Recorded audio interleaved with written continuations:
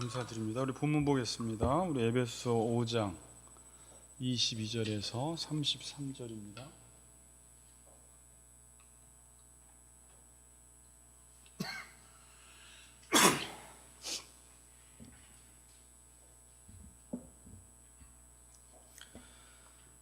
자, 교독하겠습니다. 아내들이여 자기 남편에게 복종하기를 주께 하듯 하라.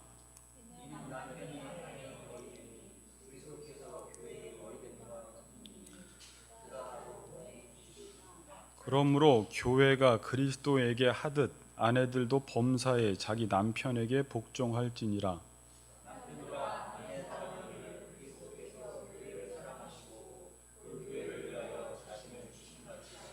이는 곧 물로 씻어 말씀으로 깨끗하게 하사 거룩하게 하시고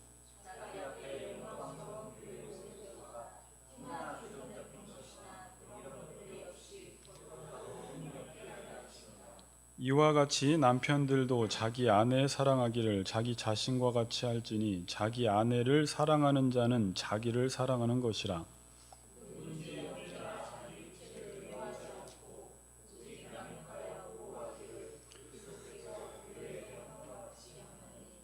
우리는 그 몸의 지체임이라.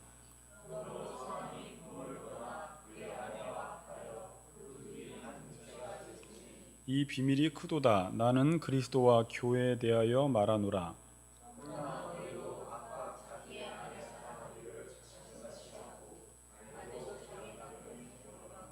네, 아멘. 길지만 반복해서 계속 본문을 길게 읽겠습니다. 외우셔도 좋고요. 먼저 좀 예배에 대한 기대감을 가지고 예배를 드렸으면 좋겠어요. 우리 성도님이 기도하신 대로 예배는 놀라운 회복이 있어요. 그래서 어른들은 예배를 드리기 싫어도 어른이기 때문에 싫은 티를 잘 안 내잖아요. 그냥 잘 앉아 계세요. 근데 아이들은 싫은 티를 내잖아요. 그래서 우리 강수아님 학생일 때 제가 항상 찬양을 1시간 동안 인도를 했어요. 그 이유는 아이들이 예배 드릴 수 있도록 마음을 좀 만들어주기 위해서. 그러니까 여러분, 말씀이라는 것은 내가 귀가 있어도 잘 안 들려요. 내 마음이 안정이 안 되고 하나님께 열려 있지 않으면 말씀이 안 들려요. 그래서 이 시간 여러분들이 기대를 가지고 또 하나님, 내가 예배자의 자세로 이 시간 앉아서 말씀을 기대합니다 라는 마음으로 예배를 드릴 때 여러분들이 원하시는 것보다 더 놀라운 회복이 있을 줄 믿습니다. 네. 2층에도 우리 형규 형제가 수고해 주셔서 지금 엄마 그 아기 보는데도 지금 위에 방송 잘 나오죠? 네, 거기서도 예배 잘 드려주시기 바랍니다. 같이 인사합시다. 하나님이 당신을 붙들고 계십니다. 이렇게 같이 인사하겠습니다. 하나님이 당신을 붙들고 계십니다. 네.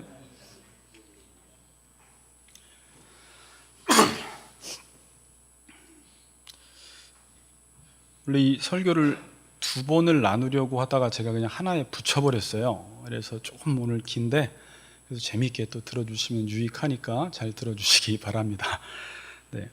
지금 앞에서 결혼에 대해서 3번을 이야기했고 오늘 4번째 시간인데 결혼이라는 것 하나 설명하기 위해서 지금 계속 조각을 맞추고 있으니까 앞에 있는 것들을 염두에 두시면서 오늘 설교를 들어주시면 고맙겠습니다. 모르시면 집에 가셔서 앞에 거 3번을 다시 들으시면 되겠습니다. 자, 우리가 예수를 믿기 전과 예수 믿은 이후에 가장 크게 달라진 점이 있다면 하나님과 관계를 맺었다라는 거예요. 혼자 있다가 하나님과 관계를 맺었기 때문에 삶의 방식이 달라집니다. 이거를 교회론으로는 어떻게 표현하냐면 머리 대신 예수 그리스도와 관계를 맺었기 때문에 예전에는 내가 내 뜻을 따라 살아갔지만 이제 머리의 뜻을 따라 살아가는, 머리에게 복종하는 삶을 살아가는 게 그리스도인이고 신앙생활을 한다라는 것입니다. 그러니까 이전에는 내 마음대로 살다가 예수 믿고 달라진 것이 뭐냐라고 했을 때는 하나님과의 관계를 맺고 머리이신 예수와의 관계를 맺으면서 그리스도인이 되면 나의 삶의 방식이 이전의 삶의 방식과 달라진다라는 특징이 있어요. 자, 결혼을 하면 삶의 방식이 바뀝니다. 왜 그래요? 나 혼자 살다가 짝을 만났기 때문에 그래요. 그래서 우리가 지난 시간에 결혼을 한다라는 건 단순히 남자 여자가 사는 것이 아니라 부부가 연합되어서 하나가 되는 거예요. 한 육체가 되는데 이걸 제가 지난 시간에 공동체라고 이야기했습니다. 그래서 여러분들이 이제 공동체에 속하게 되면 공동체가 공동적으로 이루어야 하는 공동선이라는 게 있어요. 그렇죠? 공동체마다 공동체가 목적하는 공동선이 있는데 그것이 뭐라고 했어요? 이제 머리라고 이야기를 했습니다. 그래서 이제 남편과 아내가 살아가는데 그 공동선을 추구하며 지향하며 살아가기 때문에 남편과 아내와의 관계, 남편과 아내가 이제 살아가는 방식이 전혀 바뀌게 되는 것입니다. 자, 우리가 군대를 안 가다가 군대를 가게 되면 군대와의 관계를 맺고 살아가기에 완전히 삶의 방식이 바뀝니다. 만약 군대에 갔는데 계속해서 세상에서 살던 방식으로 살아가면 그 사람을 고문관이라고 해요. 군대에 적응을 못하는 것입니다. 군대에 갔으면 빨리 군대의 삶에 적응을 해서 살아가야 됩니다. 어떤 사람들은 결혼을 했는데 그 결혼을 해서 결혼에 대한 삶의 방식대로 살아가지 못해서 여전히 결혼 생활 속에서 부적응자들, 고문관들이 지금도 있다라는 것입니다. 여러분, 지금 모든 공동체의 어려움은 사람들이 공동체에 들어가서 그 공동체에서 공동체에 맞는 삶을 살아가기를 원치 않고 그 공동체에 들어갔는데 거기서도 여전히 이전의 삶의 방식으로 자꾸 살아가려고 하는데 문제가 있어요. 군대를 갔으면 군대의 방식으로 살아야 하는데 그렇게 안 살려고 합니다. 교회에 갔으면 그리스도인으로 살아야 하는데 그리스도인으로 안 사는 것입니다. 교회에 가서도 이전에 자기 방식대로 사는 거예요. 결혼을 했는데 언약 관계에 들어갔는데 이 새로운 관계 방식으로 살지 않고 둘이 그냥 이전에 애인 관계식으로 살아가면 반드시 결혼 생활에 문제가 온다라는 것입니다. 결혼했기 때문에, 둘이 하나가 됐기 때문에, 공동체가 됐기 때문에. 자, 지금 공동체가 깨어지는 이유는 두 가지로 볼 수 있습니다. 이런 것들은 잘 정리 좀 해보세요.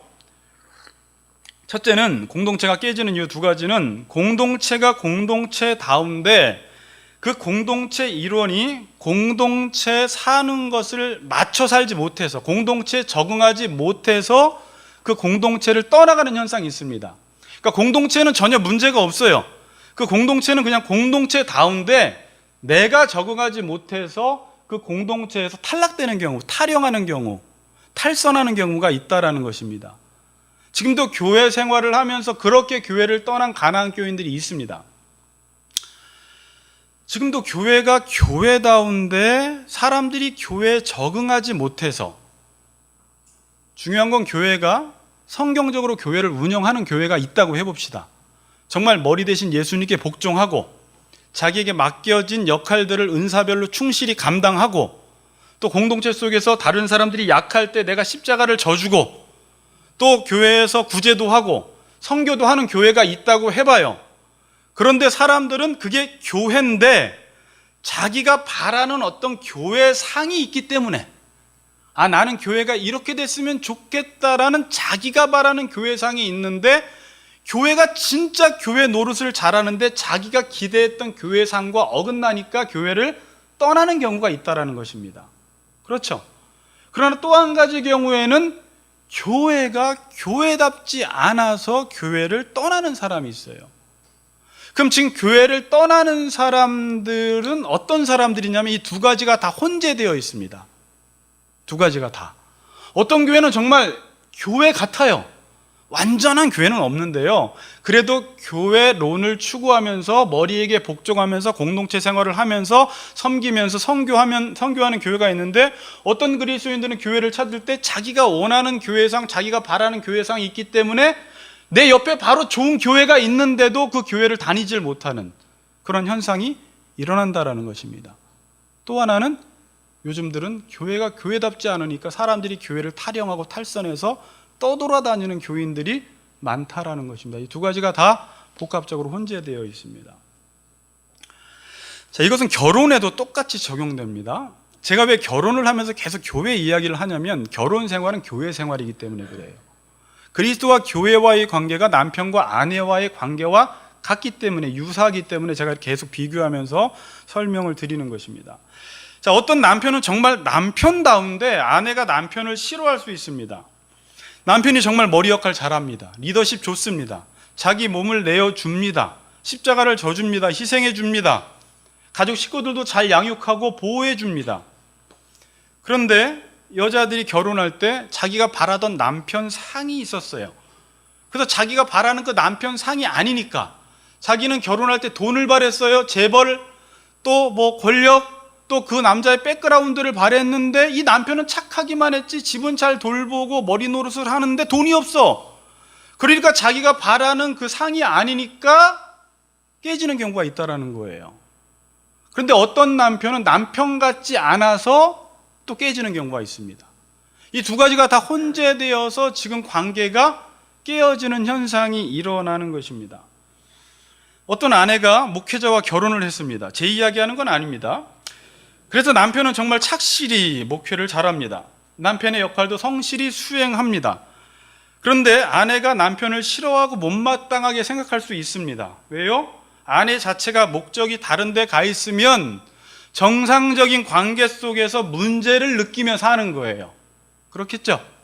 정상적인 건데 자기가 바라는 게 다른 거기 때문에 그 정상적인 가정에서 스스로 문제를 느끼며 살아갈 수 있다라는 것입니다. 또 하나는 남편이 남편답지 못해서 깨어지는 것입니다. 그래서 우리가 기억하고 명심해야 하는 것은 뭐냐면, 제가 제일 중요하다고 생각하는 건 뭐냐면, 우리가 어떤 공동체에 들어가면 그 공동체가 어떤 공동체인지 알고 그 공동체에 맞게 적응하며 살아야 돼요. 근데 우리의 문제는 어디를 가든지 그 공동체의 정체성에 맞게 사는 게 아니라 그 공동체 속에서 항상 자기 방식대로 살려고 하니까 모든 공동체가 무너지고 깨어지고 정체성을 잃어버리게 되는 거예요. 학교에 가서도 내가 학교에 맞추는 게 아니라 학교가 나에게 맞춰주기를 원하고, 군대에 가서도 내가 군대에 맞추는 게 아니라 군대가 나한테 맞춰주기를 원하고, 교회 가서도 내가 교회에 맞춰줘야 되는데 교회가 나한테 맞춰주기를 원하는 거예요.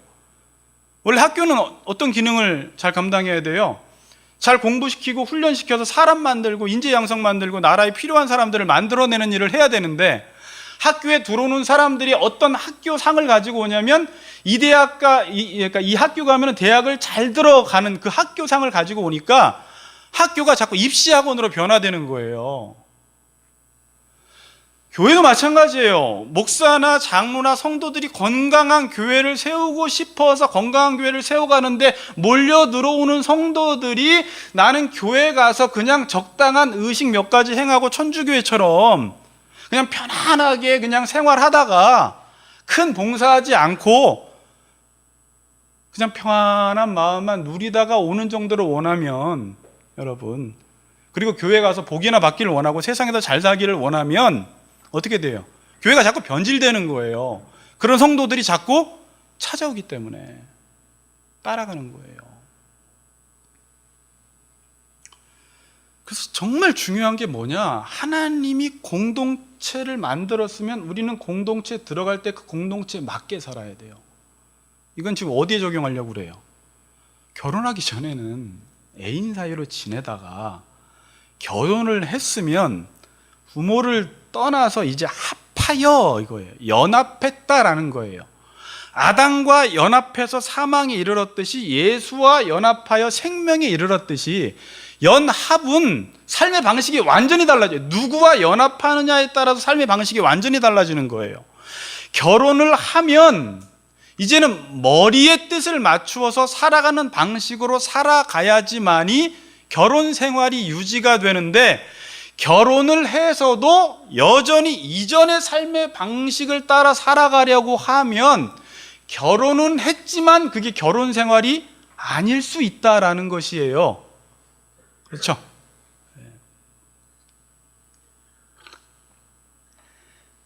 이걸 가리켜 예수님은 사대 교회에게 살아있다는 이름은 가졌으나 실상은 죽은 교회가 되는 거예요. 이름은 교회인데 죽은 교회, 교회의 기능을 다 못하는 것. 결혼은 했는데 결혼 생활이 아니에요. 그냥 남자 여자가 둘이 다른 목적으로 사는 거예요. 그러니까 이름은 결혼인데 죽은 결혼, 실상은 살아있다나 죽은 자로다, 이렇게 말을 해요. 근데 이게 마지막 때가 갈수록 나타나는 현상이라고 바울은 말하잖아요. 마지막 때가 되면 모든 것들이 교회, 학교, 국회, 나라, 결혼이 있지만 다 그 모든 공동체에 맞게 사람들이 살아가는 것이 아니라 거기서 다 자기 방식과 자기의 욕심을 추구하니까 이제 모양만 남아버리는 공동체만 이 땅에 수두룩하게 될 것이다. 공동체 기능을 제대로 다하지 못하고 공동체 정체성이 사라져버리는 것입니다. 여러분, 우리가 바라는 교회상은 있을 수 있어요. 가치 걷는 교회가 추구하는 교회상. 결혼을 하면서도 여보, 우리는 앞으로 결혼 생활을 어떻게 할까? 이런 결혼상이 있을 수 있는데 변하지 않는 건 교회는 무조건 머리이신 예수에게 복종하는 것이 교회고, 결혼은 아내가 남편에게 복종을 해야지 결혼이에요. 그 기본적인 질서 안에서 마음껏 결혼상을 만들어 나가세요. 그건 가정마다 다를 수 있습니다. 다양하게. 그러나 변하지 않은 본질적인 질서를 바꿔버리면 그것은 교회가 아니고 그것은 결혼 생활이 아니게 돼버리는 것입니다. 자, 그럼 오늘 결혼 생활을 한다는 것이 무엇이냐? 자, 간단하게 성경은 남편은 아내를 사랑하고 아내는 남편에게 복종하라고 합니다. 자, 본문을 정리하면 25절에 남편은 아내를 사랑하는데 그리스도께서 교회를 위하여 자신을 주신같이 사랑하라. 사랑의 기준이 뭐냐? 주님이 교회를 사랑하신 것처럼 사랑하라. 자기를 내어주라고 말합니다. 29절은 특별히 양육하고 보호하기를 그리스도께서 교회에게 함과 같이 하라. 지금도 교회가 교인들, 여러분들을, 머리이신 예수님이 여러분들을 양육하고 보호하듯이 남편은 아내를 보호하고 양육하라고 말하고 있습니다. 그리고 아내는 22절 24절에 보면 교회가 그리스도에게 하듯 아내들은 범사에 자기 남편에게 복종해라 이렇게 말합니다.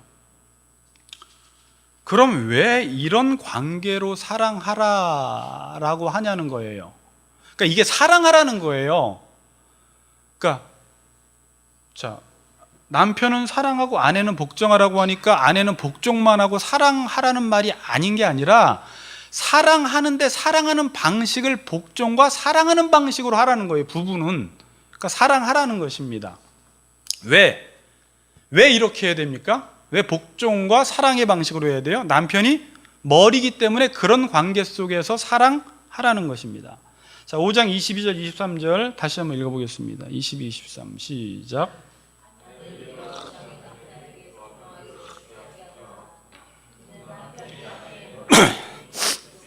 교회의 머리됨과 같음이니 그가 바로 몸의 구주시니라. 자, 여기서 이제 잘 풀어드릴게요. 남편이 머리라는 말은, 이건 지난 시간에 다 이야기했는데 점점 구체적으로 들어갑니다. 남편이 머리라는 말이 아니에요. 그러니까 남편이 머리다 그러면 남편 이꼴 머리라는 말이 아니라 남편이 머리 노릇을 해야 한다라는 말이에요. 남편이 머리 역할을 감당하라. 지난 시간에 배역 문제 이야기했죠. 역할 문제 이야기했죠. 남편이 다른 때는 머리가 아니다가 결혼을 해서 아내와 만나면 원래 아내도 머리예요. 뒤에 이야기할게요. 머리인데 둘이 만나서 부부로 살면 둘 중에 누가 머리가 되냐면 남편이 그 머리 역할을 감당하라는 것입니다. 남편이나 아내가 서로 추구해야 하는 것은 공동선인 머리예요. 남편도 머리이신 그리스도를 추구하며 따라가며 살아야 하고 아내도 머리이신 그리스도를 따라 살아가야 하는데, 만약 둘이 결혼을 하면 누가 머리가 될 것이냐라고 했을 때 질서상 하나님, 예수님, 남자, 여자, 이렇게 지난 시간에 고린도전서 11장 3절에서 이 구조로 하나님이 질서를 세워주신 거예요. 그래서 남자가 결혼하면 머리 역할을 감당해라, 리더십 역할을 감당해라 라고 그 역할을 규정해 주신 것입니다. 본문에서 이는 남편이 아내의 머리됨이 그리스도께서 교회의 머리됨과 같음이니 라고 하는데, 남편과 그리스도가 같을까요? 안 같을까요? 남편과 그리스도는 같지 않아요. 그리스도는 완벽한데 남편은 완벽하지 않습니다. 자, 우리가 배웠지만 머리이신 예수님은 충만하신 분이세요. 그래서 지금 우리 지체들을 충만케 하는 그 일을 하고 계세요. 근데 남편은 충만하지 않아요. 그리고 머리이신 그리스도는 돕는 배필이 필요 없습니다. 그런데 남편은 부족하기 때문에 돕는 배필을 통해서만 완성이 되는 거예요. 그러니까 남편과 그리스도가 같다라는 것은 원리적으로 같다, 유사하다 그 말이에요. 진짜 남편이 그리스도다 그 말이 아니에요. 무슨 말인지 아시겠죠? 그 질서상. 그래, 결혼을 하면 그래도 공동체가 되었기 때문에 공동선을 추구하며 살아야 합니다. 자, 이 말 중요한 말이었죠. 지난 시간에 공동선이라는 말. 남편에게 맞춰서 살아도 안 되고 아내에게 맞춰서 살아도 안 됩니다. 그렇게 하면 결혼 생활이 깨져요. 만일 둘 중에 한 사람이 기준이 되면 요즘 자주 뉴스에 나오는 대로 갑질하는 현상이 일어나는 거예요. 갑질. 한 진그룹만 갑질하는 것이 아니라 이렇게 살면 갑질하게 됩니다. 부부간에 같이 추구해야 할 공동선이 있어요. 머리인데 남편이 그 머리 역할을 감당하는 거예요. 자, 남편이 머리 역할을 감당하지 못하는데, 머리의 역할이 무엇인지를 모르는데 머리 노릇을 하면 머리의 기준으로 아내를 섬기고 자녀를 섬기는 게 아니라 자기 기준과 자기 생각과 자기 중심적인 사고를 가지고 자신도 모르게 가정을 다스리게 되면 자신은 갑질한다고 하지 않는데 자녀들이나 아내가 고통을 당해요. 이게 갑질하는 거예요. 그래서 자기도 모르게 모든 사람이 내 기준에 맞춰 살라는 거예요. 근데 그게 공동선을 추구하지 않았기 때문에 이 남자는 선과 악이 무엇인지 몰라서 자기 기준으로 선과 악을 정해서 지금 공동체 속에 적용시키고 있는 것입니다. 그래서 자기를 중심으로 모든 가정이 오기를 원하는 거예요. 그런데 거기서 분명히 저번에 머리가 돼야 되는데 손이 머리가 되면 손과 비슷한 류의 사람들만 포용하지 나머지 사람들은 포용하지 못해요. 그래서 고통당하는 사람들이 생기는 것입니다. 자, 이해되시죠? 네. 그래서 부부는 머리로 묶여야 돼요. 돈으로 묶여도 안 돼요. 쾌락으로 묶여도, 여행으로 묶여도 안 돼요.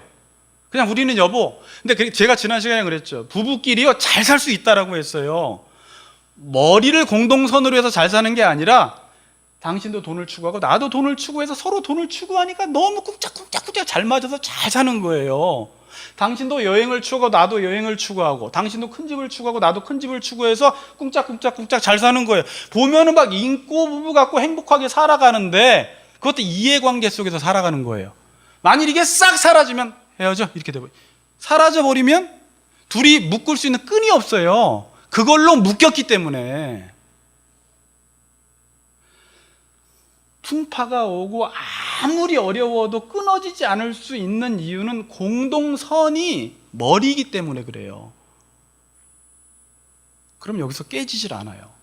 오히려 이 머리를 추구한다라는 건 나중에 뒤에 살피겠지만 오히려 어려우면 어려울수록 이 머리를 추구하게 되고 오히려 더 끈끈해지게 되어 있어요. 성경이 그렇게 가요. 자, 그럼 남자가 머리라는 것은 무엇일까? 여러분, 머리는 이제 하나님만이 머리이십니다. 뭐라고요? 하나님만이 머리예요. 지난 시간에 강수사님이 역대상 29장을 어떻게 또 읽어줬어요. 이 본문이 그 본문인데, 자, 29장 11절 12절 우리 같이 한번 읽겠습니다. 11절 12절 여호와여 시작.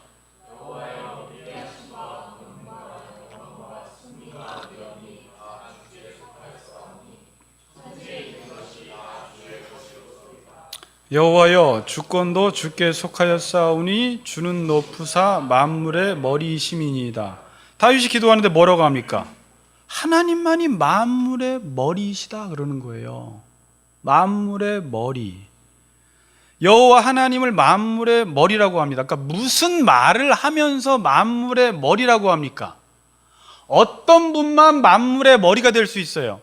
모든 것들이 천지에 있는 모든 것이 다 주님께 속했다 그러는 거예요. 모든 천지에 있는 것이 다 하나님께 속했고, 거기서 중요한 말을 하나 해요. 여호와여, 여기서 중요한 말, 주권도 주께 속하여 싸우니. 이 말이 뭐예요? 모든 천지에 있는 것이 다 하나님의 것이고, 하나님께서 그 천지에 있는 것들을, 모든 것들을 목적 있게 지으셨는데, 그 절대 지배권을 가지고 하나님이 그 모든 피조물들이 목적대로 운행될 수 있도록 절대 지배권을 가지고 다스리는 분, 이게 주권이 하나님께 있다. 그분이 만물의 머리다라고 이야기하는 것입니다. 왜 예수님이 머리가 되셨죠? 그분도 하나님께 복종하심으로 빌립보서 2장에 나온 대로 머리가 되신 분이에요. 낮아지셨다가 높아지신 분이에요. 왜 머리가 되셨어요? 부활 이후에, 자, 마태복음 28장에 보면 마지막에 지상 명령을 주면서 나에게 하나님께서 하늘과 땅의 모든 권세를 내게 주셨다 그래요. 예수님께서는 지금도 하나님 보좌 우편에서 이 땅을 다스리고 통치하시는 분이기 때문에, 그래서 이 머리를 통해서 만물을 통일하신 분이기 때문에 예수님을 머리로 세우신 거예요. 그 밑으로 이제 남자가 머리 노릇하라는 것은 뭐예요? 또 남자가 예수께 복종함으로 머리이신 하나님이 그리스도를 통해서 그리스도의 뜻이 남자를 통해서 가정에, 이 사회 속에, 이 리더십으로부터 이 사회 속에 하나님이 원하시는 그 뜻이 이루어지는 방식이 머리로 이렇게 하나님이 이루신다라는 거예요. 그래서 그리스도를 머리라고 하고 하나님을 머리라고 합니다.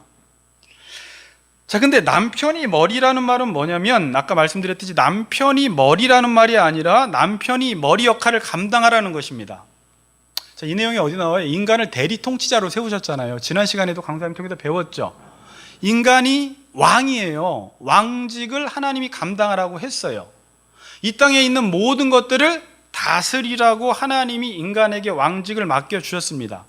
자, 이 왕직은 남자에게만 줬습니까? 여자에게는 안 줬습니까? 여자에게도 주셨죠. 그런데 뭐라고요? 질서상 부부가 되면은 이 왕직은 네가 맡아. 가정에서는. 이렇게 머리 역할을 남자에게 맡기신 것입니다. 자, 그래서 고린도전서 11장 3절을 다시 보면, 그러나 나는 너희가 알기를 원하노니 각 남자의 머리는 그리스도요, 여자의 머리는 남자요, 그리스도의 머리는 하나님이시라. 이렇게 해서 머리의 뜻이 이루어지는 것입니다. 자, 4절부터는 좀 이제 신학적으로도 좀 많은 이런 좀 어려움이 있는 본문이 바로 밑에 나오는데, 여자는 머리에 무엇을 쓰라는 본문이 나와요, 뒤에. 그리고 남자는 쓰지 말래요. 만약에 여자가 머리에 무엇을 쓰지 않고 기도나 예언을 하면 이건 부끄러운 일이래요.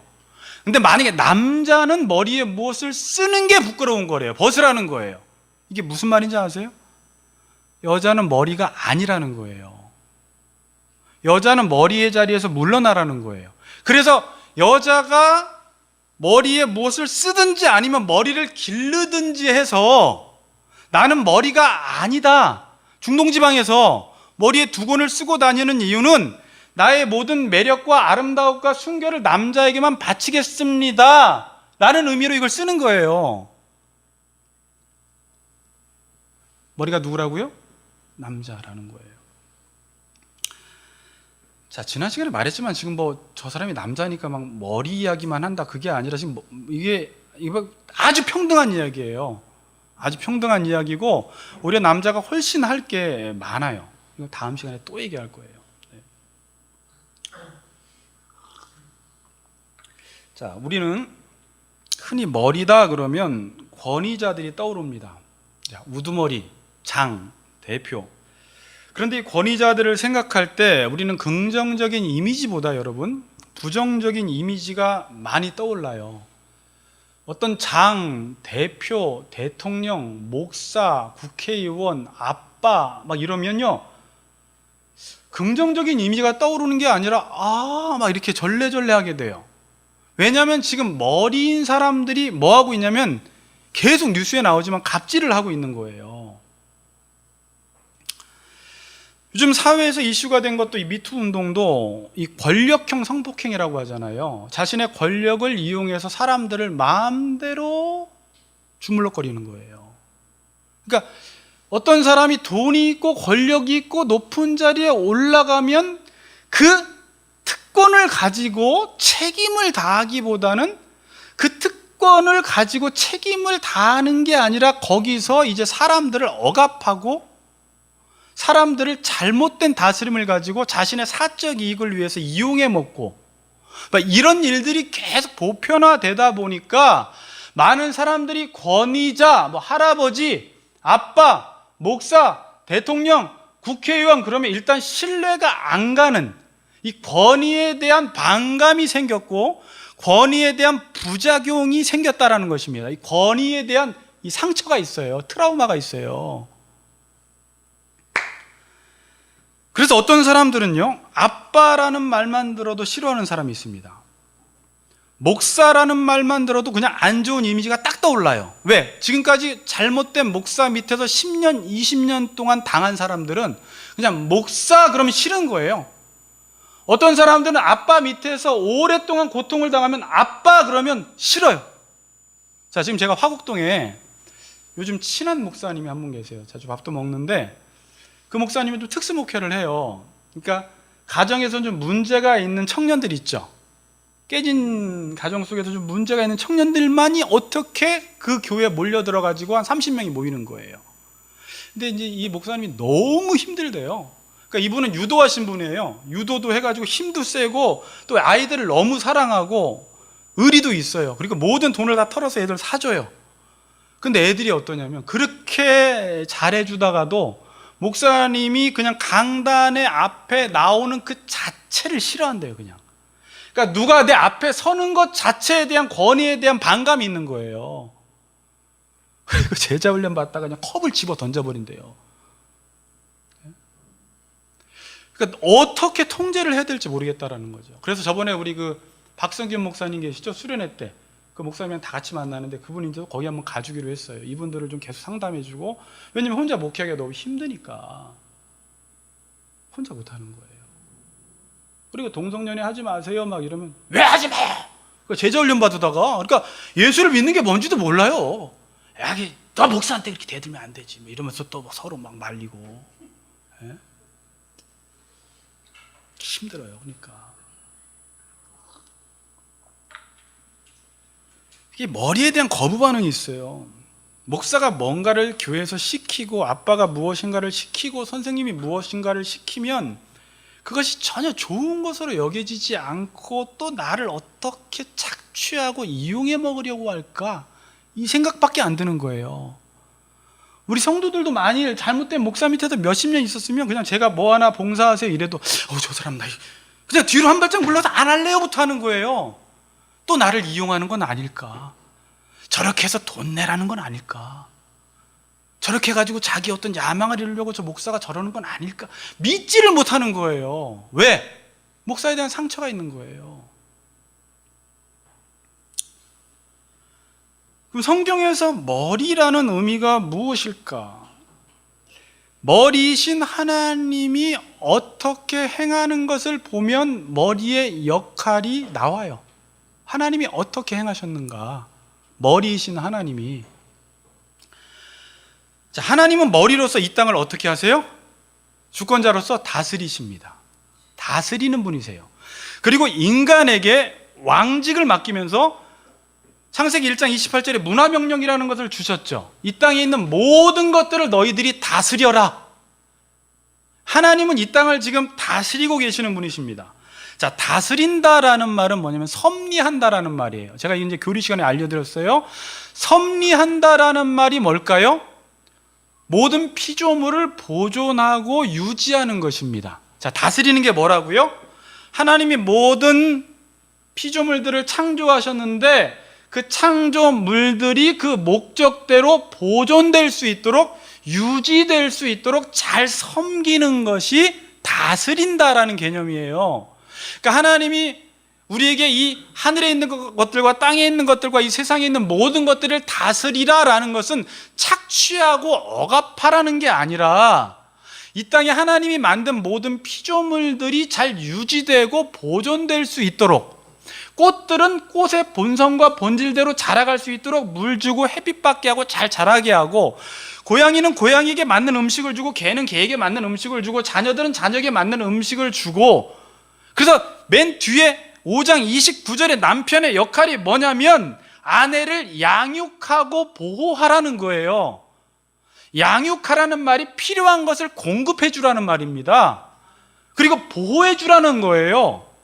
저기서 아만 크게 하시네요. 자, 필요한 것을 공급하라는 것은 육체적인 것들만, 우리 물질적인 것들만 공급해 주는 게 아니라 영적인 것들까지도 공급해 주라는 거예요. 그리고 보호해 주라는 거예요. 이게 다스린다라는 의미예요. 그러니까 지금도 하나님은 온 땅의 왕이세요. 최고로 높은 분이시는데 그분은 거기서 갑질하는 게 아니에요. 지금 그분의 어떤 야망을 이루기 위해서 막 우리를 착취하고 억압하고 우리를 이용해 먹고 그러질 않아요. 이분은 어떤 분이세요? 지금도 이 땅을 다스리는 분이세요. 자, 이 내용이 창세기 2장 15절에 나오는데 2장 15절 읽겠습니다. 여호와 하나님이 그 사람을 이끌어 에덴 동산에 두시어 그것을 경작하며 지키게 하시고, 하나님이 아담과 하와를 지으신 이후에 에덴 동산에 두시고 이들 보고 다스리라고 이야기했는데, 다스린다라는 것을 두 단어로 풀이해주고 있는데 하나는 경작하다, 지키다예요. 근데 왜 경작하다라고 저도 번역했는지 모르겠는데 이건 아바드라는 동사인데 섬기다라는 동사예요. 섬기다. 제가 예전에 사사기서에서 바알과 아스타롯을 섬겼다라고 할 때 이 섬기다, 아바드. 그리고 또 하나 뒤에 지키다, 이것은 샤마르. 이건 말 그대로 지키는 거예요.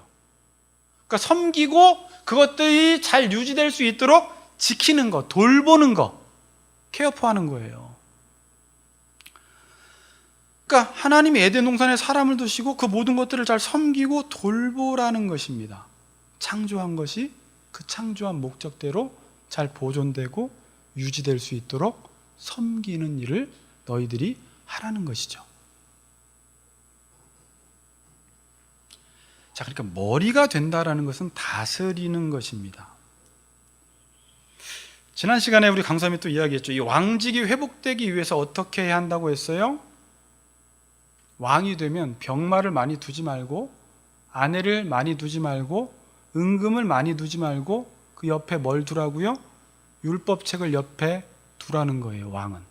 이 말은 뭐냐면 율법책을 옆에 두라는 것은요, 율법으로 모든 피조물들을 다스리라는 말이고요, 또 하나는 내가 율법이신 하나님으로부터 다스림을 받으라는 이중적 의미가 포함되어 있어요.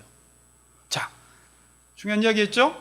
자, 율법을 옆에 두라는 말은 이 율법으로 모든 백성들을 섬기고 돌보라는 것인데, 율법을 옆에 놓으라는 말은 동시에 내가 하나님으로부터 율법의 다스림을, 통치를 받으라는 말이에요.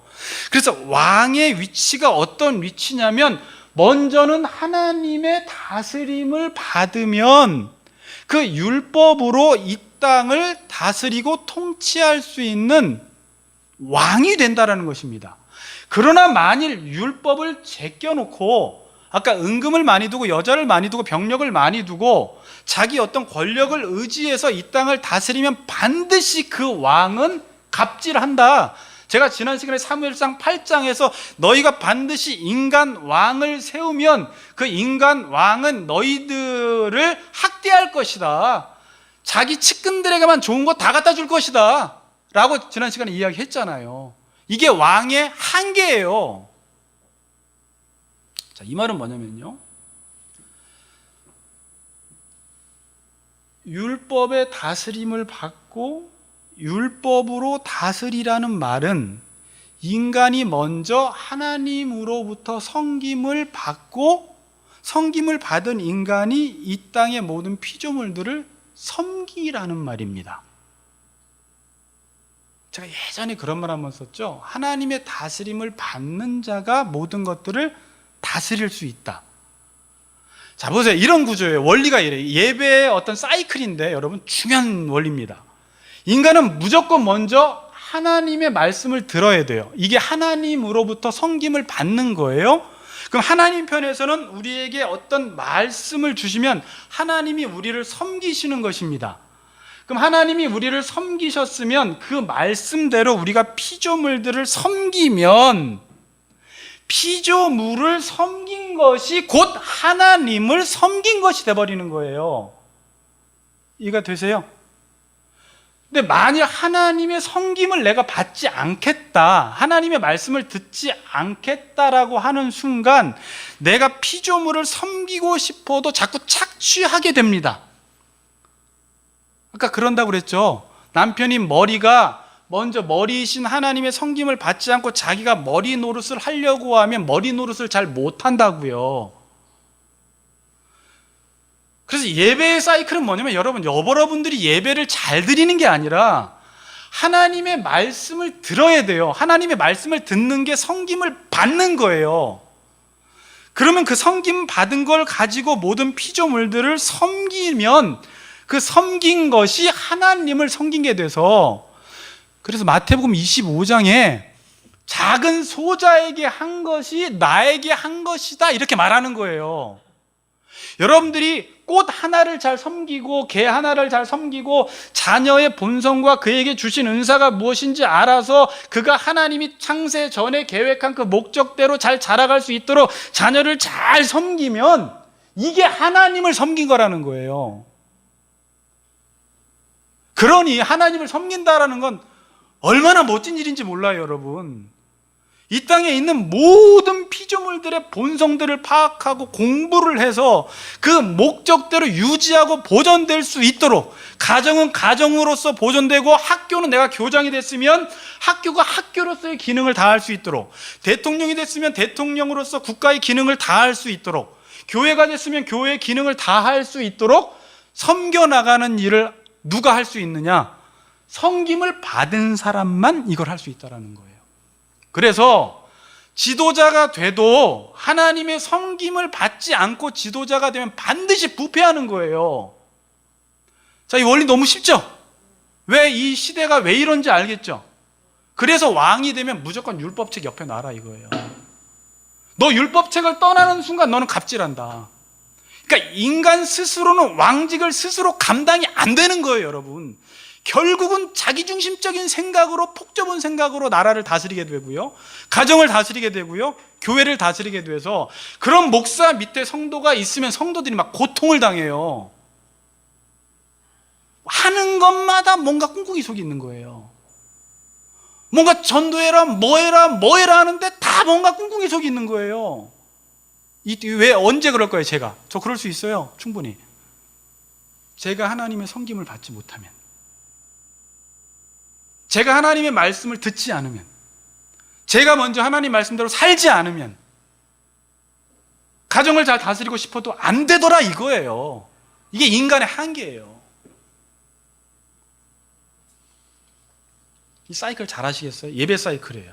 그래서 여러분들이 여기서 예배를 잘 드리고 싶어도 안 됩니다. 예배를 잘 드린다는 건 먼저 들어야 돼요. 그냥 무조건 입 다물고 들어야 돼요. 하나님 말씀을. 입 다물고 하나님 말씀을 들으면요, 이 안에 인격이, 지성이 새로워지고 감정이 새로워지고 의지가 새로워져요. 그래서 사물을 볼 때 다르게 보여요. 자식이 다르게 보이고 남편이 다르게 보이고요, 아내가 다르게 보이고요, 모든 게 다르게 보여서 예전처럼 쉽게 범죄하지를 못해요. 양심이 허락을 안 해요. 돌보고 싶은 생각이 들어요. 이게 어디서 오느냐? 이 힘이 위로부터 오는 거예요. 그래서 여러분들이 오늘도 말씀을 안 듣고, 말씀을 안 읽고, 말씀의 공급을 받지 못하고 나는 하나님 섬김 필요 없어 라고 하면 여러분 못 섬겨요. 재밌는 이야기가 하나 있죠. 예수님이 이러셨잖아요. 마가복음 10장 45절에 나는 이 땅에, 그 전구절엔 그래요. 이 세상에 있는 모든 권력자들은 다 다스리려고만 한다. 잘못된 집권자들은 잘못된 다스림을 가지고, 그 위엔 또 어떤 내용이 나와 있어요. 오른편 왼편에 달라고 하니까 너희들 지금 머리가 된다는 게 무슨 의미인지 알아? 나 왜 왔는지 알아? 나는 선비로 온 거야. 예수님 이렇게 말하세요. 그리고 또 하나 생각나는 본문이 뭐냐면 요한복음 13장 본문이에요. 예수님이 제자들의 발을 막 씻겨줘요. 그러니까 베드로가 어떻게 해요? 예수님이 섬기니까 선생님이 돼가지고 어떻게 제자들의 발을 씻길 수가 있겠습니까? 그랬더니 예수님이 뭐래요? 역시 너는 철딱서니가 있어. 이렇게 했나요? 너 내 섬김 받지 않으면 너 나와 아무 상관이 없어. 그래 버리는 거예요. 너 내 섬김 안 받고 남을 섬길 수 있을 거라고 생각하니? 착각이야. 주와 선생이 되어 제자의 발을 씻기는 게 옳은 거야. 이게 디카이오스, 옳은 거야. 그러니까 너도 이 섬김을 받고 나가서 이 섬겨야 되는데 네가 만약에 내 섬김을 거부하면 너는 절대 섬기는 사람이 되지 못해. 이 말을 하는 거예요. 그래서 이 말을 듣고 행하는 자는 진짜 복이 있다 그러는 거예요. 베드로는 자기 딴에는 어떻게 스승이 내 발을 씻길 수가 있어. 여러분, 이게 뭔지 알아요? 지금도 여러분들에게 하나님이 말씀을 하시는데 그 말씀 안 듣고 내 가정은 내가 더 잘 다스릴 수 있어. 하나님 말씀보다는 우리 교회는 내 생각으로 내가 목사인데 내가 더 잘 다스릴 수 있어. 그러면 너 나와 상관없어. 그리고 너는 그렇게 하면은 아마 백성들 못 섬길걸? 아마 너는 착취할걸? 그 뜻이에요. 그러니 왕이 된 사람이, 지도자가 된 사람이 가장 중요한 건 뭐예요? 하나님이 지금도 우리를 계속 섬기고 계시거든요. 왕으로서. 아들아, 재규야, 뭐 해라, 뭐 하지 말아라, 저거 해라, 저거 하려면 이렇게 해야 된다. 계속 가르치잖아요. 여러분들이 집에 가서 자식을 섬기잖아요. 야, 얘들아, 너 형제끼리 싸우지 마. 왜 싸우지 말아야 되냐면, 어떻게 해야지 안 싸우냐면 하나하나 다 가르쳐 주잖아요. 그럼 걔네들이 안 싸우잖아요. 그럼 그 안 싸운 게 부모를 섬긴 거예요. 이 원리로 가는 거예요. 근데 걔네가 안 싸워서 부모를 섬기기까지는 부모가 끊임없이 자식들에게 가르치는 섬김이 있었기 때문에 아빠가 아빠 노릇을 한 거예요. 그러니까 아빠가 그냥 집에 와서 그냥 잠만 자고 TV만 보고 돈만 벌어다 주면 안 돼요. 뒤에 자녀 양육도 아빠가 하라고 나와 있어요. 근데 이 한국 사회 속에서 지금 이게 안 이루어지고 있어요. 아빠는 이것만 하면 돼. 아니에요. 그러다 자녀 교육 망치는 거예요.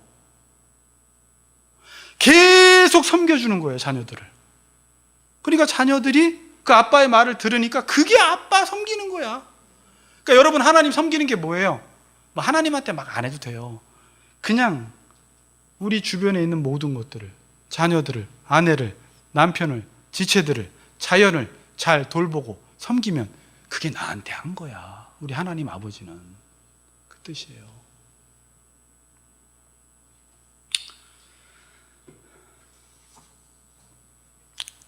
머리가 된다는 것은 섬기는 자가 되는 것입니다. 자, 그럼 섬김을 받는 자가 잘 섬깁니다, 여러분. 자, 그렇죠. 자, 이제 원리는 이렇게 돼요. 섬김을 받는 사람이 잘 섬겨. 어떤 사람이 못 섬기는 거 보니까 뭐 안 한 거예요? 하나님으로부터 섬김을 안 받은 거예요. 남편이 돼도 하나님의 섬김을 안 받는 남편은 잘 못 섬기게 되어 있어요. 이렇게 막 집에서 상 펴주고 이런 얘기 하는 게 아니에요, 지금. 그것도 물론 섬기는 건데 그 정도 차원이 아니에요, 지금은. 근데요, 교회만 다닌다고 남편이 머리 노릇을 잘하는 게 아니라 제가 말하는 건 하나님의 섬김을 받아야 된다는 거예요. 제가 지지난 시간에 무슨 얘기를 했냐면 일반 계시와 특별 계시를 이야기했어요. 예수를 믿지 않아도요, 여러분, 남자들이 상식적으로 이 세상에 있는 질서대로 사는 사람이 있습니다. 하나님이 만든 창조 질서대로. 그럼 하나님의 섬김을 잘 받는 거예요. 양심이 깨끗해요. 그래서 교회는 안 다니는데 자녀들을 막 학대하거나 억압하지 않아요. 그러니까 오히려 이 창조 질서대로만 살아도 하나님의 섬김을 받아도 잘 섬기더라 이거예요. 그러나 또 한 가지는 하나님 말씀까지 들어버리면, 이 섬김 받아버리면 기가 막히게 섬기는 거예요.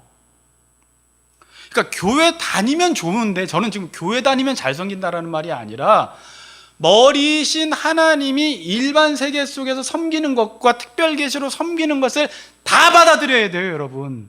그래야지 섬길 수 있는 힘이 나와요.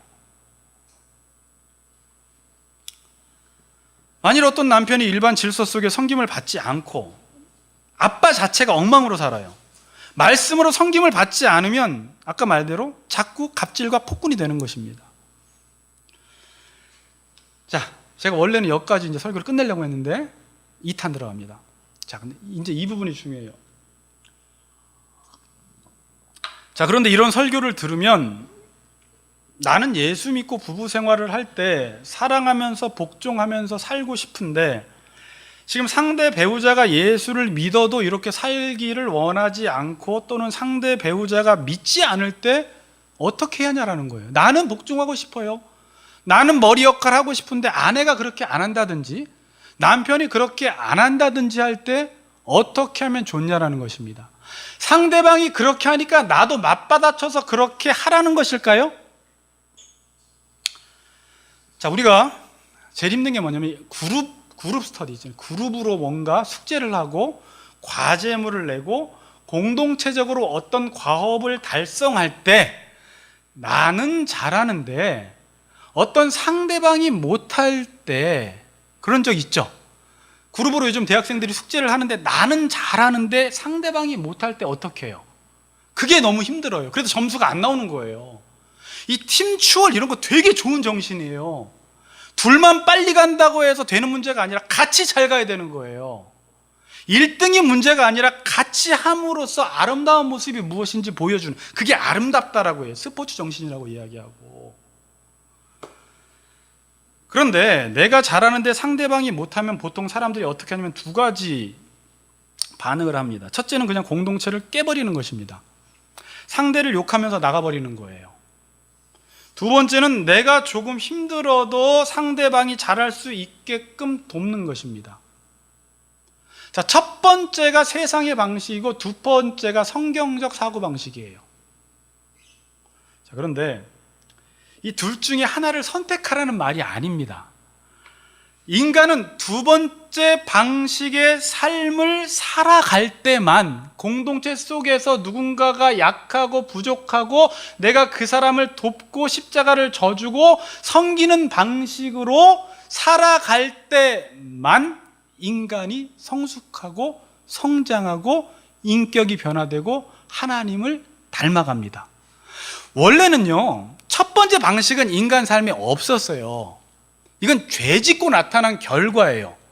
하나님이 창조하실 때부터 인간은 원래 두 번째 방식의 삶을 사는 게 삶이었어요.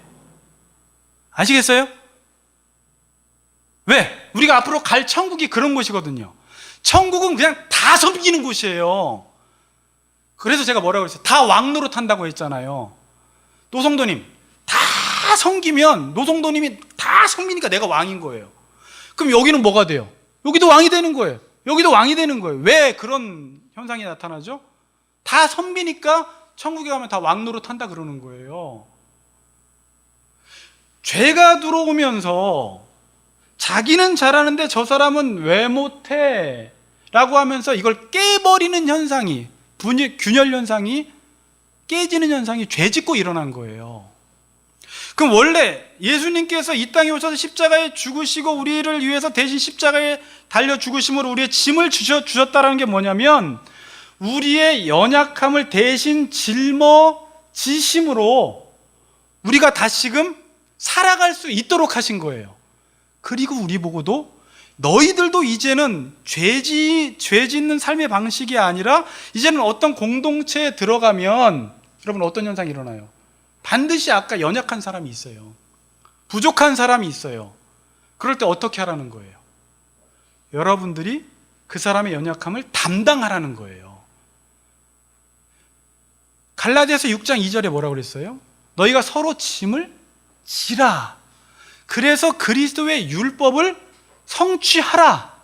이게 십자가 정신이고 기독교 정신이고 하나님이 우리에게 원하시는 삶이라는 것입니다. 자, 서로 짐을 지라 그랬죠. 서로 짐을 지라. 그 말은 뭐예요? 우리가 살아가는 삶 자체가 공동체로 살아가고 있다라는 말을 전제하는 거예요. 지난 시간에도 이야기했지만 우리는 공동체를 떠난 삶은 없어요.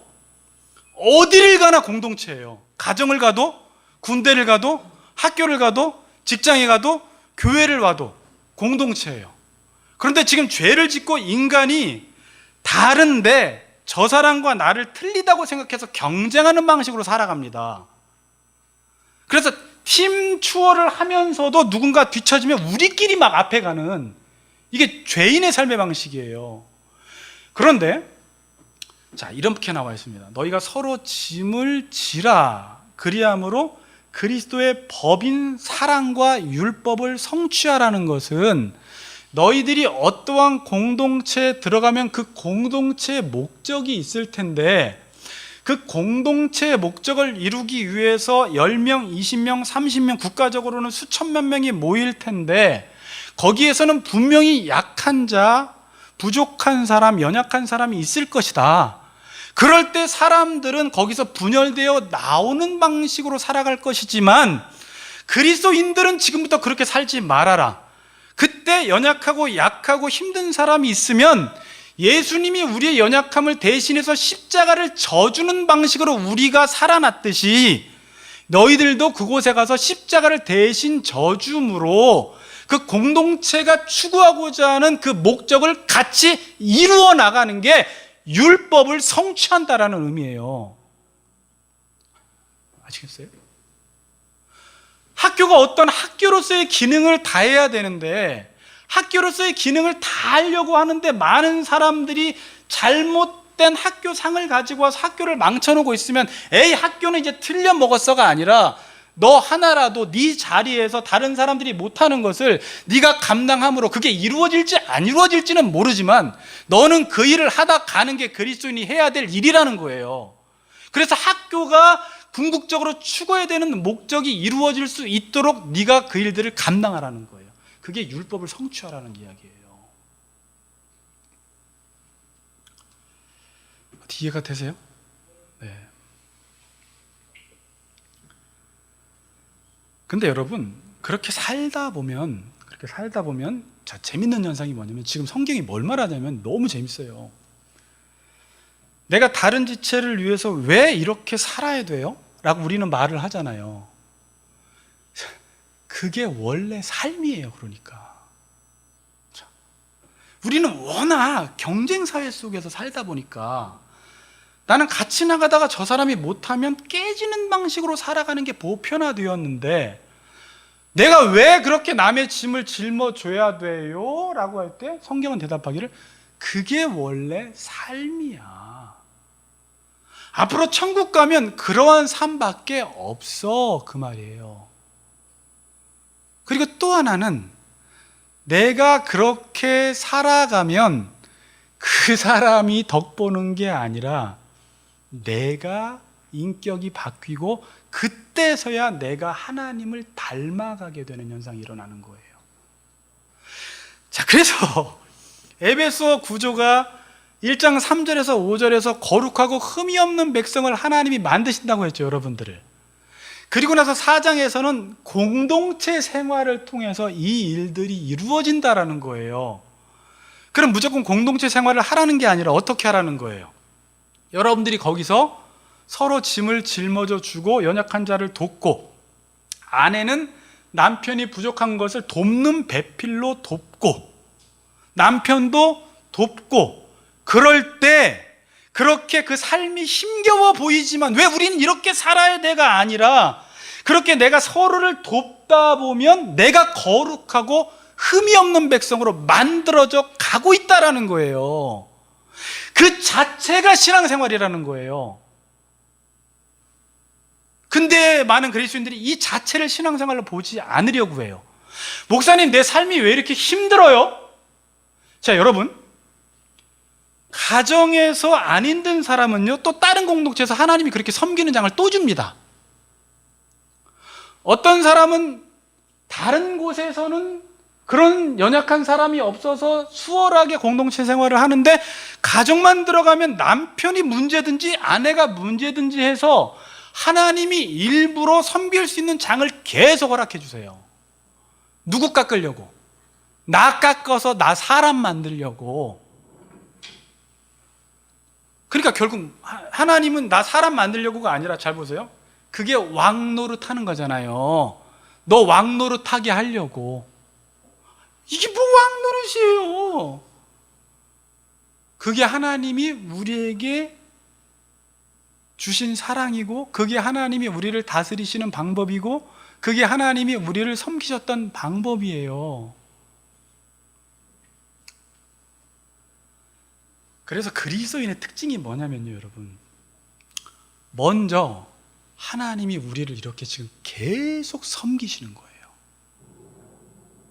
야, 내가 너를 이 세상을 창조하면서 너를 만들었는데 마치 팀 과제를 하는데 우리가 아주 못하는 사람인 거예요. 막 죄짓고 지가 막 하나님처럼 되려고 하고.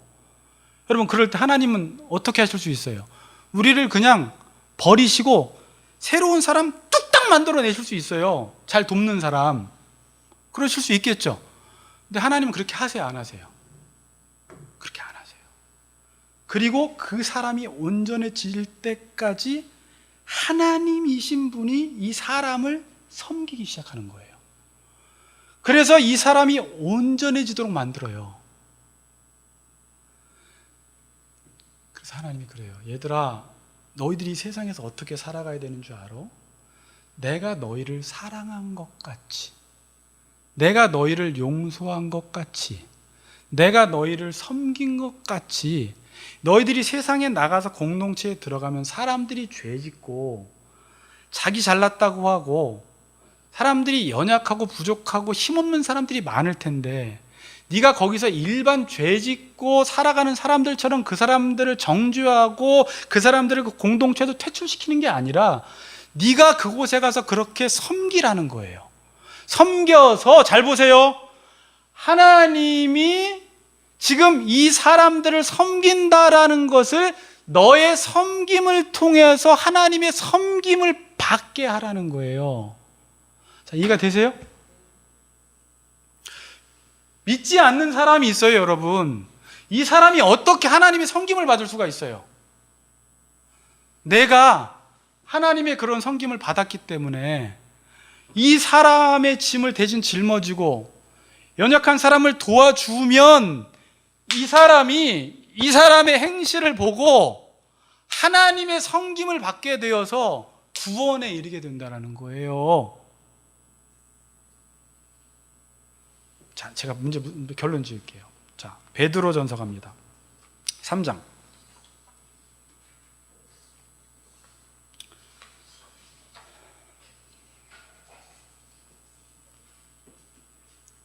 1절, 2절 읽습니다. 1절, 2절. 베드로전서 3장 1절, 2절. 시작. 같이 읽겠습니다. 베드로전서 3장 1, 2절. 시작. 이는 혹 말씀을 순종하지 않는 자라도 말미암지 않고 그의 아내의 행실로 말미암아 구원을 받게 하려 함이니 너희의 두려워하며 정결한 행실을 봄이라. 네.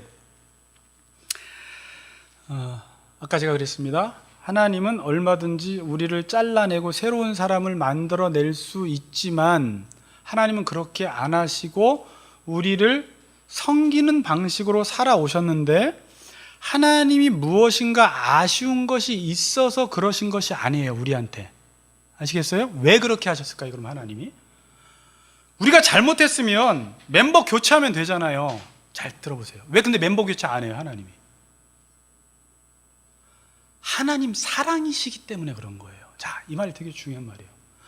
하나님이 사랑이시기 때문에 얼마든지 하나님은 멤버 교체하실 수 있는 분이고 탁월한 인간 만들어낼 수 있는데, 그분이 사랑이시기 때문에 그렇게 할 수 있지만 그렇게 못하는 거예요. 아시겠어요? 자, 여러분, 남자가 예를 들어서 힘이 있어요. 돈도 있어요. 권력도 있어요. 근데 여자는 정말 하찮고 모자라고 보잘것없어요. 이 남자는 얼마든지 다른 여자 만날 수 있어요.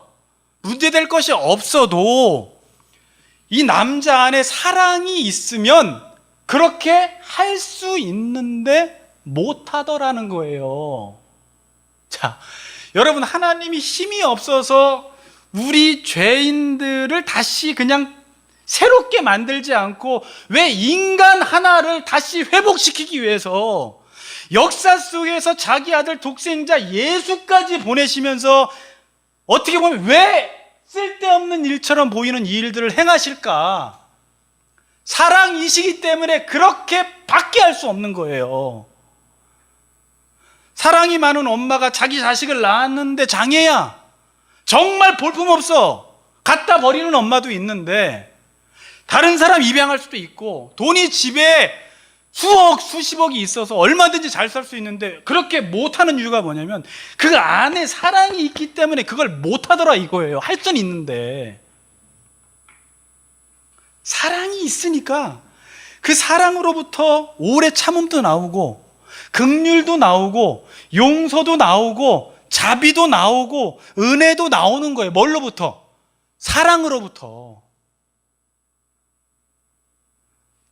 그래서 지금 하나님께서 예수님을 통해서 여러분들의 연약함을 담당했지만, 짐을 짊어주셨지만 지금도 계속해서 여러분 한 사람을, 우리 같은 창녀 같은 고멜 같은 우리를 온전한 사람 만들기 위해서 계속 십자가를 져주는 방식으로 우리에게 사랑을 베풀어 주시는 거예요. 아, 이 사랑을 깨닫고 나니까, 그리고 나서 이제 사회 현장에 들어갔어요. 남편을 만났어요. 아내를 만났어요. 그런데 아내가 현찮어, 남편이 현찮어. 세상 사람 같으면 그냥 끝내버리지만 이제 이 사랑을 알아버린 이상 어떻게 살아가야 할 거냐라는 거예요.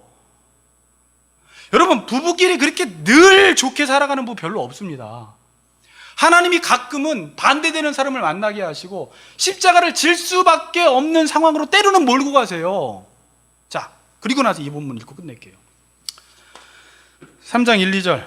아내들아, 이와 같이 자기 남편에게 뭐라고요? 순종해라. 이는 혹 말씀을 순종하지 않는 자라도, 남편은 말하는 거예요, 말로 말미암지 않고 그 아내의 행실로 말미암아 구원을 받게 하려 함이니 너희의 두려워하며 정결한 행실을 봄이라. 자, 무슨 말합니까? 믿지 않는 남편에게도 순종하라는 거예요. 순종하려고 하는 태도를 보이라는 거예요. 남편을 머리로서 인정해 주라는 거예요. 머리 노릇 잘하니까 인정해 주는 게 아니라, 지혜로운 여자는 남편이 부족해도 남편에게, 그러니까 무조건 모든 말에 순종하라는 말이 아니에요. 그러나 항상 남편이 머리 노릇하고 리더십을 발휘할 수 있도록 뒤에서 기가 막히게 지혜롭게 돕는 거예요. 이렇게 말해요. 말씀에 순종하지 않는 자라도 남편이요, 말로 말미암지 않고 그의 행실로 말미암아 구원을 받는다 그래요. 부인이 교회 갔다 왔습니다. 은혜 받았어요. 너무 좋아요. 그 남편 보니까, 교회 가니까 목사님도 참 좋아 보이고 다른 장로님도 좋아 보이고 권사님도 참, 그 남자분들이 다 좋아 보이는데 우리 집에 오니까 뭐야 이거 보일 수 있어요. 그럴 때 말로 여보 이게 뭐야, 당신은 언제까지 꼬락서니가 이게 뭐고, 당신은 이렇게 하지 말고, 지금 그 말이에요. 쉬운 말로 하는 거예요. 아내의 행실로 말미암아 구원을 받는다라는 거예요. 목사님, 우리 남편이 머리 노릇 잘했으면 좋겠는데 교회를 안 다녀요. 어떻게 하면 좋아요? 하나님의 섬김을 받아야지 나도 섬기고 우리 자녀들도 섬길 텐데. 얘야, 네가 행실로 섬겨. 하나님이 너 섬긴 거 배웠지, 교회에서. 그대로 네가 섬기면 남편이 너의 행실로 말미암아 하나님의 섬김을 받게 돼서 구원에 이르게 되는 일도 일어나는 거야. 뒤에 4절에 보니까 이게 하나님께 값진 것이라는 거예요. 뭐라고요? 이게 하나님께 값지다. 찾아보니까 하나님이 그 행실을 너무 귀하게 보시는 거예요.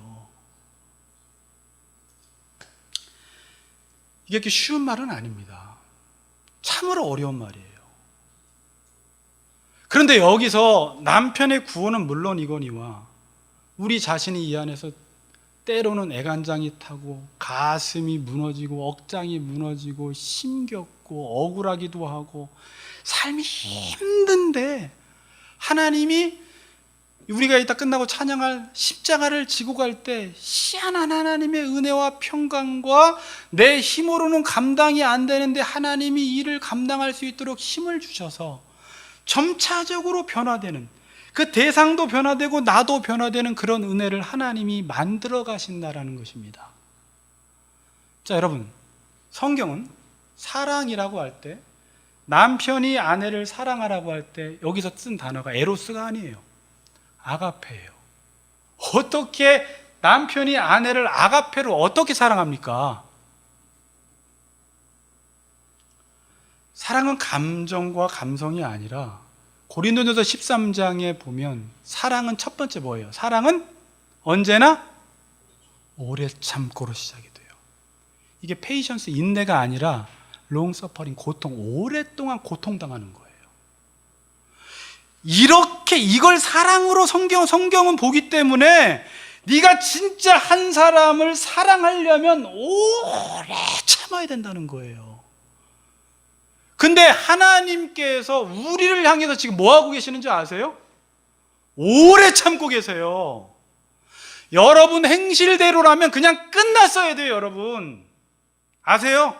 여러분 지금까지 살아왔던 거 보세요. 하나님 앞에서 얼마나 불성실한지, 얼마나 창녀 같은 짓 많이 했는지, 어제까지만 해도 우리 머릿속에 무슨 생각을 하며 살았는지.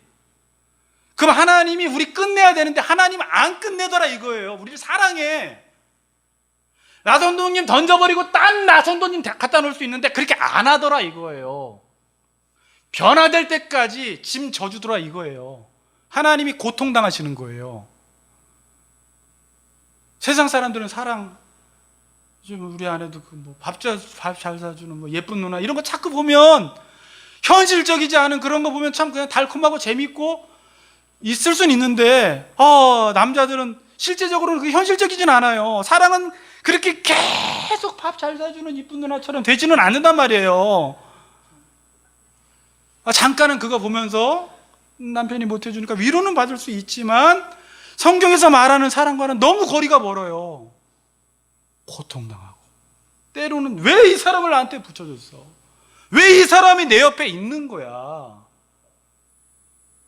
야, 얘들아, 골로새서에 보니까 이거 읽고 마치죠. 자, 골로새 한번 봅시다. 본문에도 없는데 골로새서 한번 봅시다.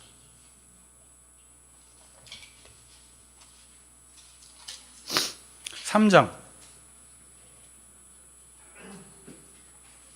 12절부터 14절 읽고 마칩시다. 12절 14절 같이 읽겠습니다. 그러므로 시작. 그러므로 너희는 하나님의 택하사 거룩하고 사랑받는 자처럼 긍휼과 자비와 겸손과 온유와 오래 참음을 옷 입고, 누가 누구에게 불만이 있거든 서로 용납하여 피차 용서하되 주께서 너희를 용서하신 것 같이 너희도 그리하고, 이 모든 것 위에 사랑을 더하라. 이는 온전하게 매는 띠니라. 그래요. 그 바로 전 구절이 여러분 제자훈련에 외웠던 구절이죠. 너희가 서로 거짓말을 말라 옛사람과 그 행위를 벗어버리고 새 사람을 입었으니 이는 자기를 창조하신 이의 형상을 따라 지식에까지 새롭게 하시고 입은 자니라. 머리가 바뀌었어요. 그랬더니 삶이 어떻게 바뀌어요? 12절에 너희는 하나님이 택하사 거룩하고 사랑받는 자처럼 긍휼과 자비와 겸손과 온유와 오래 참음으로 옷 입고, 누가 누구에게 불만이 있거든 서로 용납하고 용서하되, 어떻게 해요? 주께서 너희를 용서하셨잖아. 그러니까 너희도 용서해. 거기에 사랑을 더해. 내가 너한테 무리한 거 시키는 게 아니야. 내가 너희들한테 그렇게 대해줬어. 너희들이 그런 사랑을 입었어. 그 사랑을 입어서 너희들이 나가서 그런 십자가 지는 삶을 통해서 수많은 사람들이 하나님의 섬김을 받게 하고, 너희들의 착한 행실을 통해서 하늘 아버지께서 영광 받으실 수 있도록 그리스도인으로서 살아가라는 것입니다. 남편과 아내와의 관계가 힘들고 공동체 속에서 심경 속에 계십니까? 이 말씀 기억하시면서 끝까지 훈련받고, 여러분들도 변화되시고 여러분이 섬기는 자도 변화시켜서 하나님이 누구신지 여러분의 삶을 통해서 드러내시는 우리 같이 걷는 교회 성도님들 되시기를 주의 이름으로 축복합니다. 찬양합시다.